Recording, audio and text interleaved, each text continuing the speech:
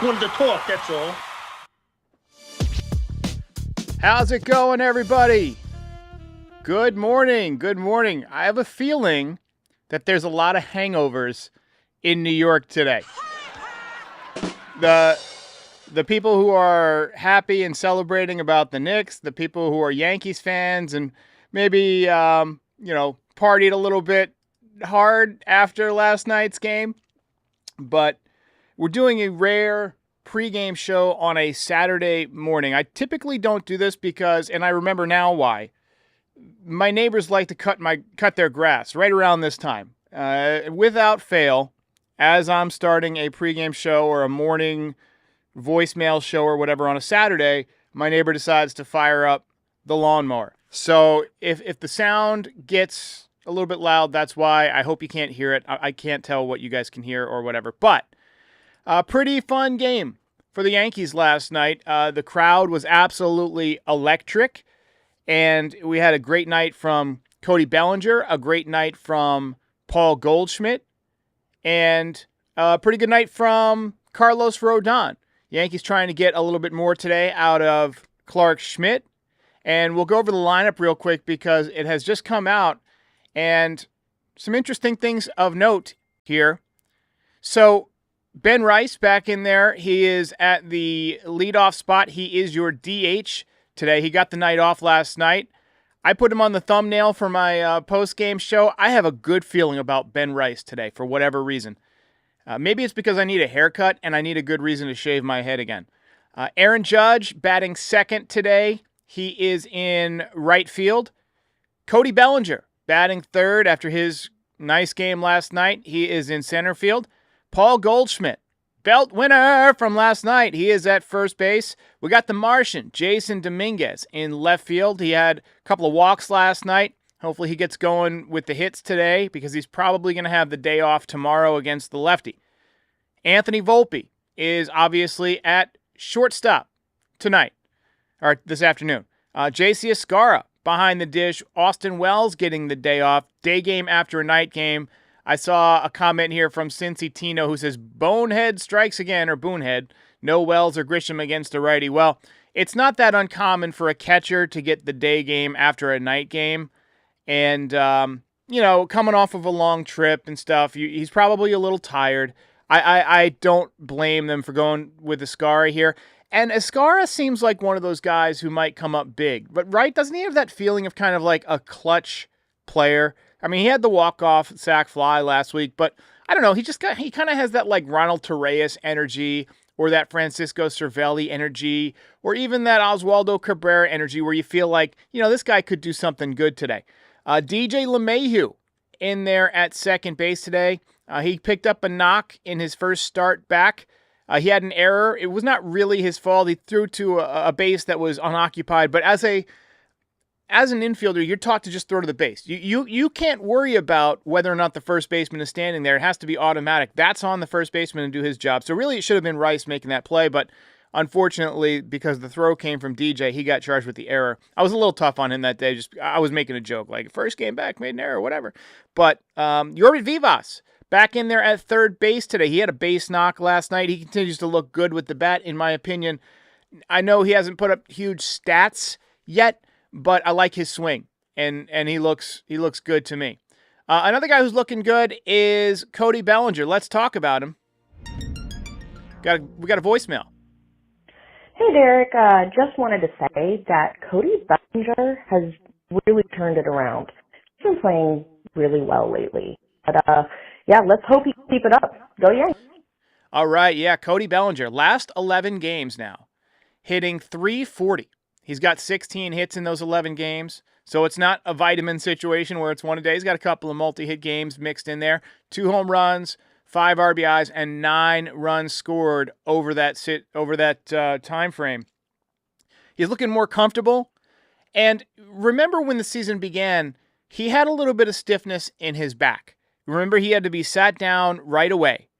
But spring training, he looked great. And I'm not even talking about his stats. No one cares about your spring training stats. I'm talking about the eye test. The swing was quick. It was powerful. He looked great on the bases. He looked great in the field.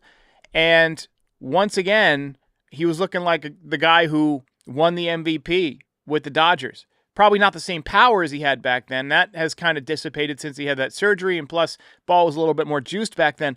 But I really felt like, we were getting ready to see a breakout monster season from Cody Bellinger, who was going to be very comfortable being a Yankee. Obviously, got off to a slow start. He had the back soreness. He's a guy that when you watch him swing, he gets a lot of rotation in that swing. It's almost like a golf swing, okay? And it's like it's like a caveman swinging a club, right? He wraps that bat all the way around. He really gets a lot of torque in that back. And so when he has a little bit of back soreness, it's probably not one of those things that dissipates overnight or in just a couple of hours. So it probably took him a little bit of time. It probably threw off his routine. He had the food poisoning. Not to make excuses for the guy, even though that's kind of what I'm doing. But I feel like the first few weeks of the year, he was not the guy that we saw in spring training. Like physically, he looked different. He looked slowed down. He looked less athletic. He did play well in center field, and the times that he's played left field, right field, he's made some great catches. He's ended a couple of games with really fine catches. But I think over the last 2 weeks now or so, we're starting to see the bat heat up, which is huge. And he has been a phenomenal base runner also. Let's go ahead and take a look at Cody Bellinger's StatCast numbers. Right now, he is only hitting 242, but just about a week and a half ago, he was hitting 198. So he's raised his average, quite a bit. 5 home runs, 4 stolen bases. You see the fielding run value in the 83rd percentile. I don't get the base running value, how it says it's in the 21st percentile, because to me, he has been phenomenal on the bases. This is one of those things where the eye test just is at loggerheads with the metrics. His launch angle sweet spot has been phenomenal. He's good at avoiding strikeouts. That's another thing that has helped the Yankees this year. They've really cut down on their strikeouts, or the guys in their lineup that are susceptible to lots and lots of strikeouts. Goldschmidt doesn't strike out as much. Bellinger doesn't strike out as much. Judge, obviously, striking out way less these days, hitting over 400. So, I feel like they're just making more contact, and that's going to lead to more runs in general. And last night, Yankees put up 6 runs without the benefit of a home run. That's what you want to see. You want to see this team able to score in lots of different ways. So I'm feeling really good about what we're seeing from Cody Bellinger. Now, that brings me to Plan B.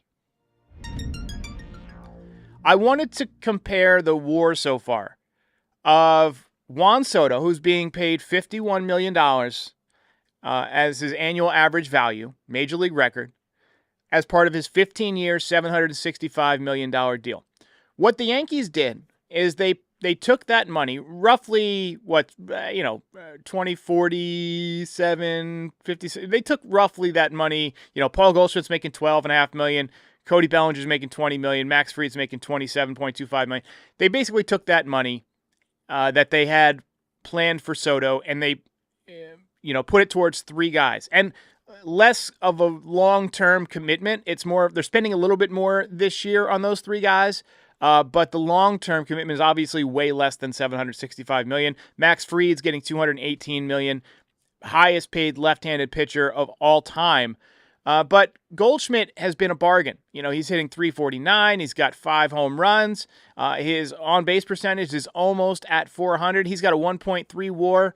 Cody Bellinger, for his $20 million this year, off to a slow start, but coming around, as we said. He's got a positive WAR now. It's 0.5, 242 average, 5 home runs, 308 on-base percentage. I expect the average and the on-base percentage to both climb rapidly over the next several weeks.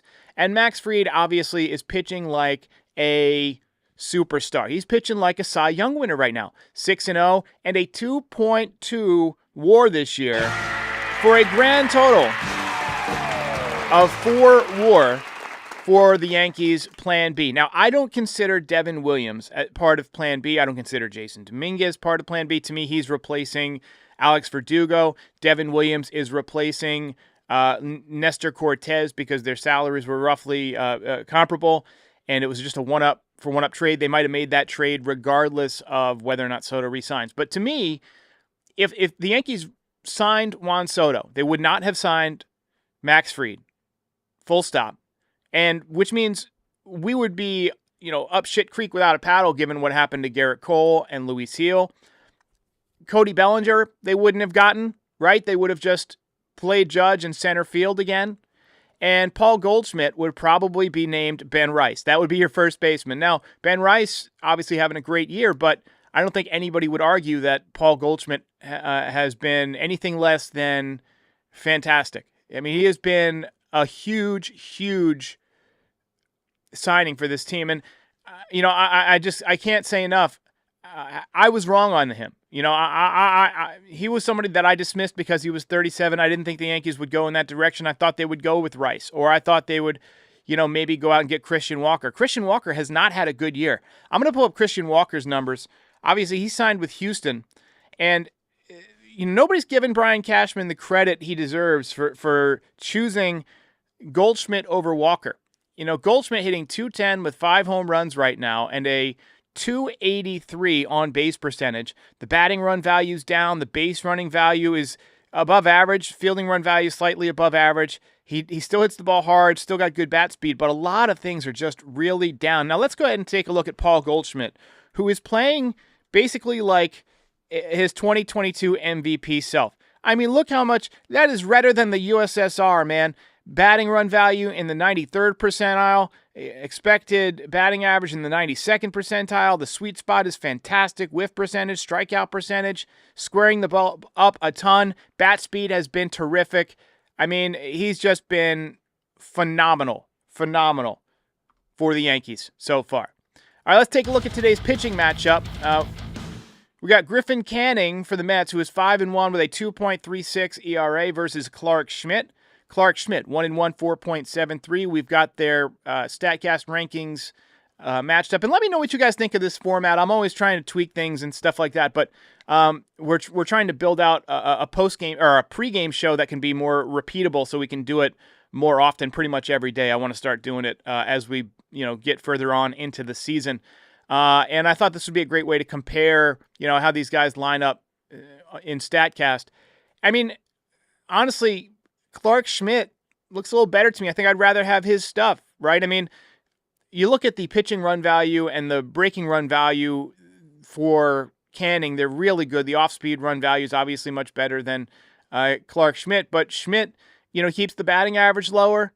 He gets more swings and misses, and, he allows guys to hit the ball less hard, which is the name of the game, soft contact, right? Now, Griffin Canning keeps the ball on the ground. So I wouldn't expect a ton of home runs today. I wouldn't expect the Yankees to put 5 balls in the seats.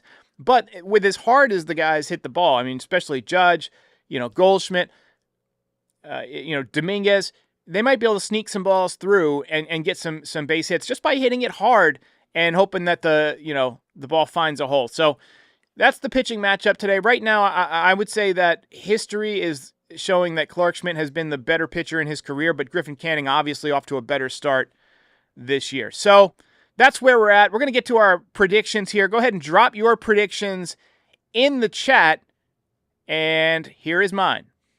This was built by a wizard.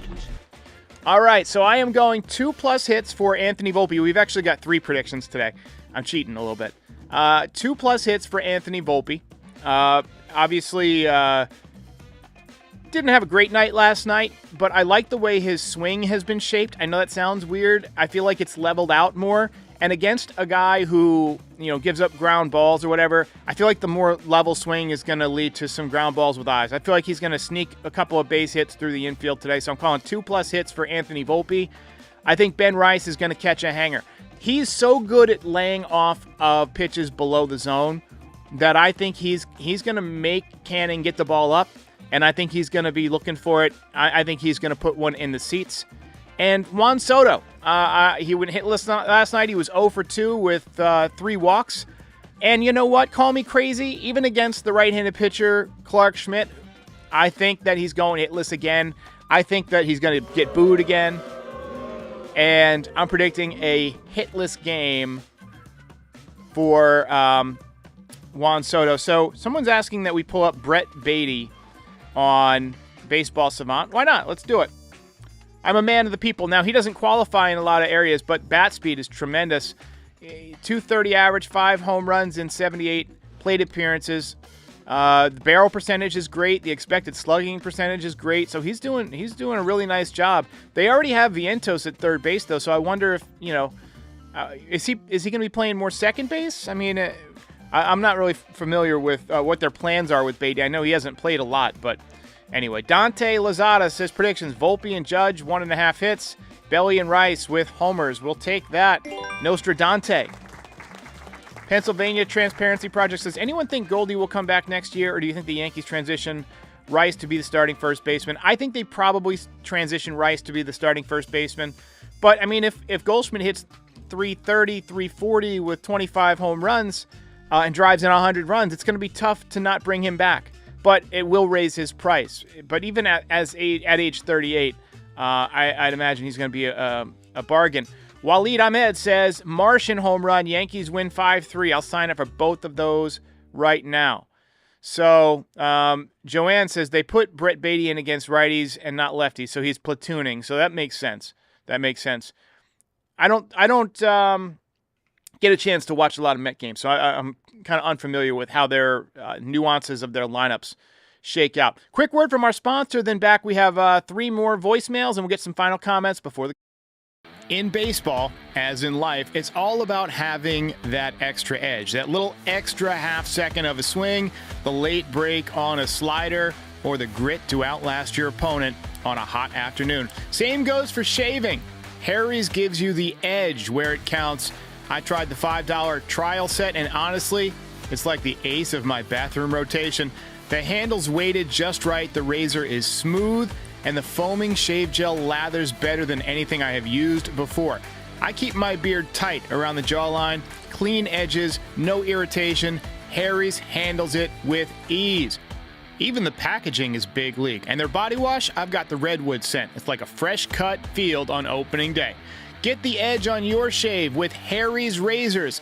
Normally their trial set is $10, but right now you can get it for just $5 at harrys.com/stripe. That's harrys.com/stripe for a $5 trial set.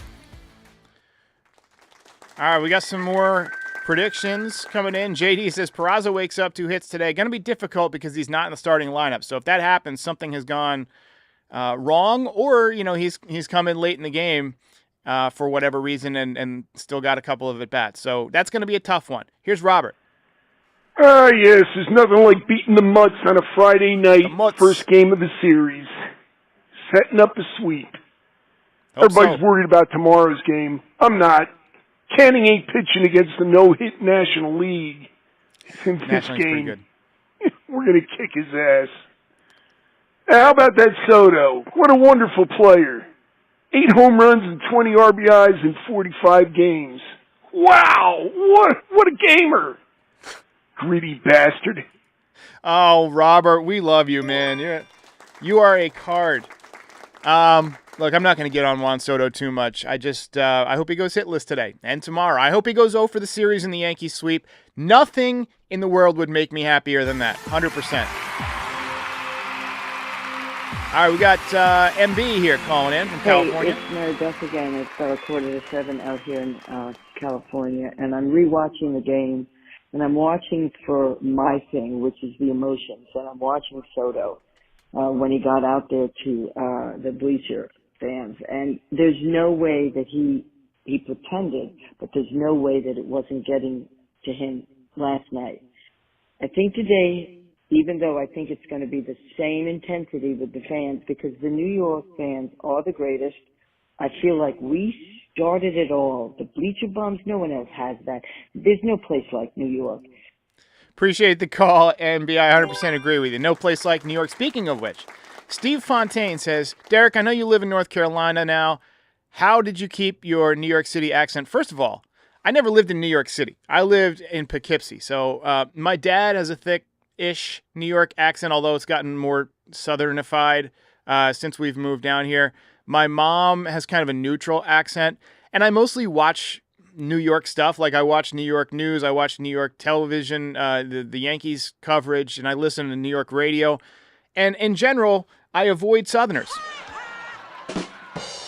I tend to avoid Southerners.